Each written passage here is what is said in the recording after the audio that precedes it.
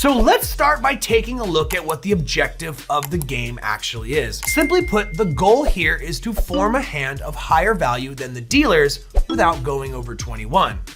So all cards 2 to 10 are worth their face value, and face cards like Jack, Queen, and King are actually worth 10 points, and aces have a variable value of either 1 or 11. So now that you understand hand construction, how does each round actually unfold? At the start of every round, all players at the table need to place their bets, because here it's player versus the house, not player versus player. Once that is done, each player is dealt 2 cards face up, and the dealer receives 1 card face down and the other face up.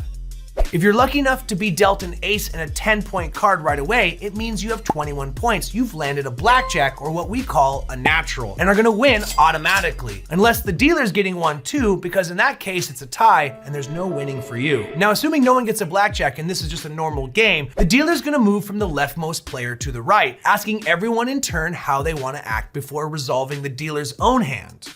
Here, players get to decide whether to hit or stand. If you hit, you receive an additional card that'll increase your hand's points according to the card's value. You continue hitting until you decide to stand, and you keep your current score. Or bad luck, you go bust when your value exceeds 21. If this happens, you lose the round and forfeit your wager. Once all players have taken their respective actions, the dealer must play their own hand and take cards until they typically hit 17, where they'll be forced to stand. In cases where the dealer busts, any player still in the hand wins automatically. Once the dealer stands on their hand, any player whose value exceeds theirs wins. So does hitting and standing sound just a little boring? Well, guess what? There's a little bit more. There are 2 additional special actions called doubling down and splitting. Now, these options can only be taken as your first action of the respective hand and are completely optional moves. When doubling down, you double your original bet and receive only 1 additional card. This move is typically used when you have a strong hand but believe that another card can grant you the win.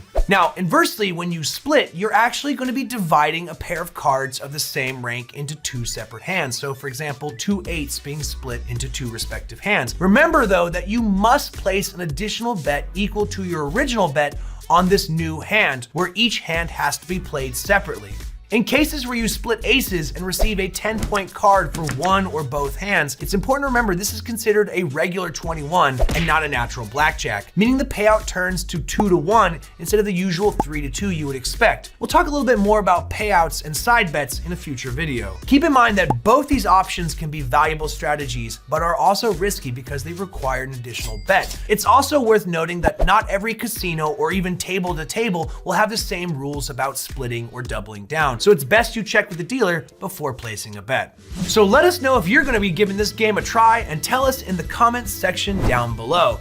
Don't forget to clickety-clack that like button and pound that big red subscribe button if you haven't already. My name's Dominic, wishing you luck and reminding you as always, play responsibly.